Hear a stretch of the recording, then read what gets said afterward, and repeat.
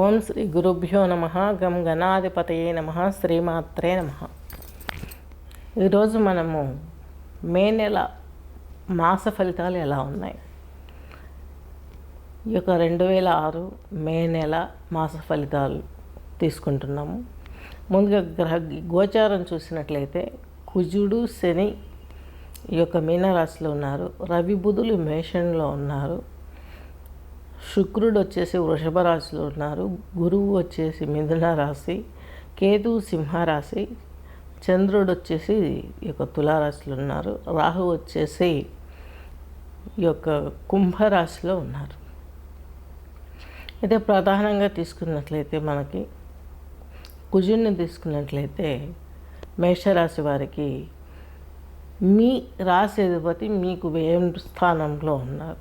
పైపెచ్చు మీకు ఈ యొక్క దశమ కోణాధిపత్యం ఉద్యోగ స్థానము, అలాగే భాగ్యస్థానాధిపతి అయినటువంటి శని మీకు మీనరాశిలో ఉన్నారు.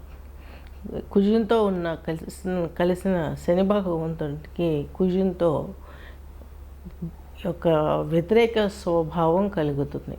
ఫైటింగ్ సెక్షన్ ఉంటుంది. కుజుడు ఎవరితో కలిసి ఉన్నా వ్యతిరేకంగా ఫైట్ చేసే మోటివేషన్లో ఉంటుంది. అలాంటి సిమ్టమ్స్ మీరు ఈ యొక్క నెలలో ఫేస్ చేస్తారు. అలాగే కుజుడు వచ్చేసి మీకు 11వ తేదీ మేషంలోకి వస్తాడు. అప్పుడు మీకు కుజుడు తన స్వక్షేత్రమైనటువంటి మేషరాశిలోకి వస్తారు. తద్మూలకంగా తులారాశిని చూస్తాడు కుజుడు. అక్కడ రవి బుధులు కూడా తులారాశిని చూస్తున్నాయి, మీ సప్తమ క్షేత్రాన్ని చూస్తున్నాయి. దీని మూలంగా ఏమవుతుంది? నెక్స్ట్ మీనరాశి మీనలగ్నం తీసుకున్నట్లయితే మీ రాశిధిపతి అలాగే దశమాధిపతి అయినటువంటి గురువు మీకు చతుర్థంలో ఉన్నారు.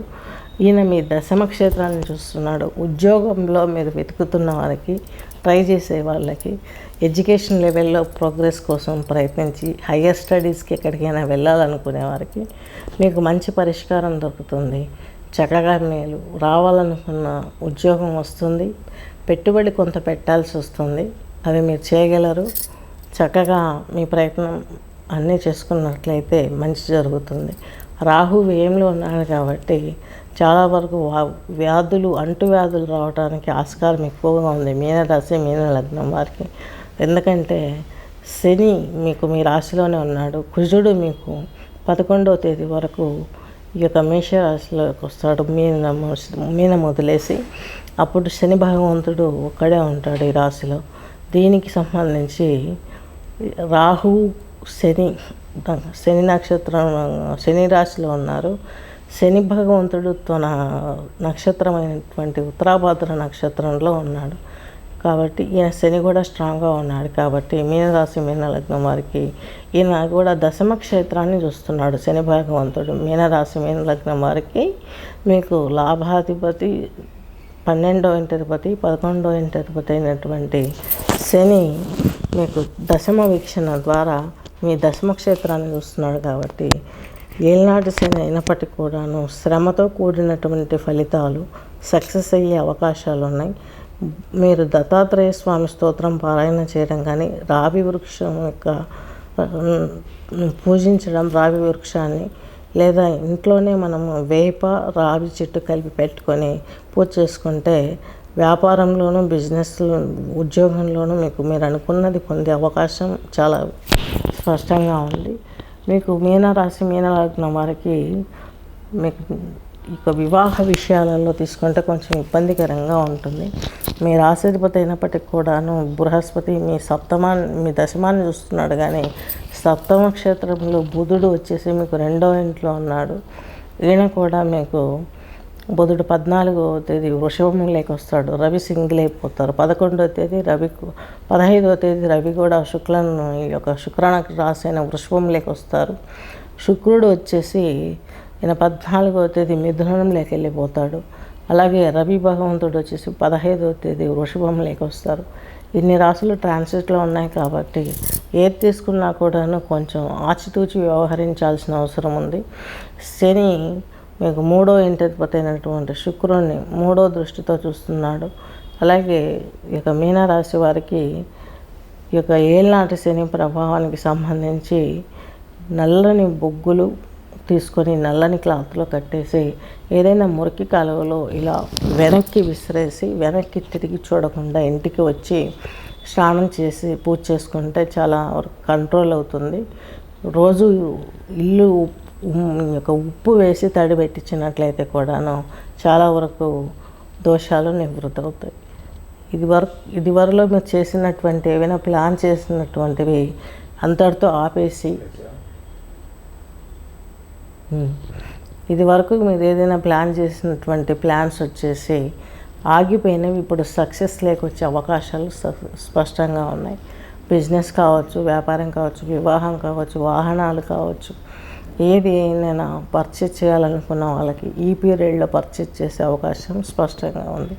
న్యాయవాద వృత్తులలో చదివేవారికి, ఆల్రెడీ న్యాయవాద వృత్తులలో ఉన్నవారికి, స్పోర్ట్స్మెన్స్కు అందులో ఒక స్థానానికి వెళ్ళాలి, అదే ప్రొఫెషనల్గా చేసుకోవాలనుకునే వారికి కూడాను మంచి జరిగే అవకాశం చాలా మంచి జరుగుతుంది. చాలా వరకు మీరు హ్యాపీగా ఉంటారు. మీనరాశి మీన లగ్నం వారికి మీ రాశిలోనే ఉన్నాడు శని భగవంతుడు కాబట్టి పైపెచ్చు మీకు మంచినిచ్చేవాడే. వ్యయాధిపతి అయినప్పటికీ లాభాధిపతి కూడా కాబట్టి మీ రాశిలో ఉండడం ఇంకా శ్రేయస్కరం. ఆయన స్తోత్రం పారాయణం చేసుకోవడం, దశరథ కృత శని స్తోత్రాన్ని పారాయణం చేయటం, దీని మూలంగా ఇంకా మీకు మంచి జరిగే అవకాశం చాలా స్పష్టంగా గోచరిస్తుంది. సంతాన యోగాలు బాగున్నాయి. మీకు మీనరాశి వారికి 6వ ఇంట్లో మీ రాశిధిపతి అయినటువంటి కేతువు 6వ ఇంట్లో ఉన్నాడు. శత్రు దోషం తీరిపోతుంది. అలాగే రుణాలు చేస్తుంటే అవి మాఫీ చేసుకోగలుగుతారు. అలాగే గొడవలు ఏవైనా ఉంటే అవి కూడా క్లియర్ అయిపోతాయి. కోర్టుకు సంబంధించిన వివాదాలు కూడా, దాయాదుల మధ్య ఉన్నటువంటి మనస్పర్ధలు కూడా దూరం అయ్యే అవకాశాలు చాలా స్పష్టంగా గోచరిస్తున్నాయి. ఏది ఏమైనప్పటికీ కూడాను మీకు అనుకూలంగా ఉన్నటువంటి స్థితిని తీసుకుంటే సప్తమాధిపతి మీనరాశి వారికి గురువు అయినాడు. ఈయన వచ్చేసి మీకు ఈ యొక్క మీనరాశి వారికి సప్తమాధిపతి గురువు అయిండు. అలాగే మీ రాశిధిపతి కూడా చతుర్థంలో ఉన్నాడు కాబట్టి ఇక్కడ కూడా యోగించే అవకాశం తక్కువగా ఉంది. ఈయన బలహీనుడుగా ఉన్నాడు కాబట్టి సప్తమాన్ని చూస్తున్నా కొంచెం మీ లెవెల్ కంటే తక్కువ వాళ్ళు మీ జీవితంలోకి వచ్చే అవకాశం ఉంది. అలాగే మీరు ఆలోచించే స్పష్టమైన ఆలోచన ఉండదు, స్థిరంగా ఉండదు. ఆ స్థిరత్వాన్ని కోల్పోతారు కాబట్టి కొంచెం ఇబ్బందులు ఫేస్ చేస్తారు. పైపచ్చి నాకు బృహస్పతి అనేది తన యొక్క శత్రుక్షేత్రంలో ఉన్నాడు కాబట్టి ఈయనకు సప్తమ క్షేత్రం యోగించదు కాబట్టి, చతుర్థం కూడా యోగించదు కాబట్టి ఈయన సప్తమాన్ని వీక్షించడం వల్ల మ్యారేజ్ అయితే అవుతుంది. తక్కువ స్థాయిలో వాళ్ళు వస్తారు. అంటే మీరు ఎక్స్పెక్ట్ చేసిన మనీ కావచ్చు, జాబ్ కావచ్చు, సొసైటీలో ఫేమ్ ఉన్న ఫ్యామిలీ కావచ్చు, ఏ విధంగా మీరు చూసుకున్నా ఎక్కడో ఒక చోట మీరు కాంప్రమైజ్ అయితేనే మీకు ఇది సక్సెస్ అయ్యే అవకాశం ఉంది, అవుతారు కూడాను. నెక్స్ట్ ఉద్యోగంలో తీసుకున్నట్లయితే కొంచెం మనీని ఎరవేసి జాబ్ చూసుకోవడం అనేది కొంచెం అవివేకం కిందకి వస్తుంది. ఈ పీరియడ్లో మనీ స్పెండ్ చేసి చేయకండి. మీ కష్టాన్ని మీరు నమ్ముకోండి. మీ ఎడ్యుకేషన్కి సంబంధించి ఇంకా ఏది రీసెర్చ్ చేయాలనే దానిపైన ఫోకస్ పెట్టండి. మీకు దీనికి సంబంధించి మీనరాశి వారికి గురువు సప్తమాన్ని చూడడం అంటే సొసైటీని చూడడం. మీ దశమాధిపతి గురువు ఆయన సప్తమం మీకు చతుర్థం నుండి దశమ క్షేత్రాన్ని చూస్తున్నాడు. తన దశమ క్షేత్రంలో అంటే మిమ్మల్ని మీరు మోటివేట్ చేసుకుంటారు. గురువు తను తానే, ఆ దశమాధిపతి అయిన గురువు దశమాన్ని చూసుకుంటూ తను తానే మోటివేట్ చేసుకోవాలి. తను ఎక్కడ పైసా పెట్టాలి, ఎక్కడ పెట్టకూడదు, ఏం చేయాలనే డిసిషన్స్ అనేది తనే తీసుకోవాలి.